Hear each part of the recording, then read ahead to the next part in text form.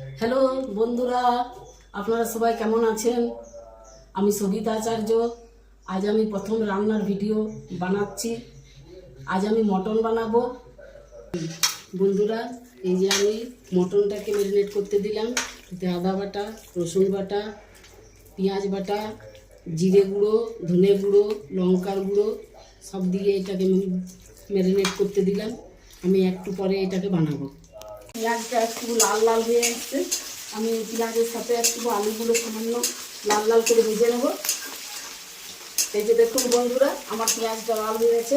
এবার এর সাথে একটু আলুগুলো ভেজে নেব। হ্যাঁ, আমার এই আলু আর পেঁয়াজ একটু লাল হয়ে গেছে। এবার আমি মটনটাকে দেবো। হ্যাঁ, মটনটাকে দিয়ে পরে এটাকে ভালোভাবে কষবো। হ্যাঁ, তারপর কষা হয়ে গেলে পরে মটনটাকে একটু সামান্য পরিমাণ গরম জল দিয়ে এটাকে ঢাকা দিয়ে দেবো।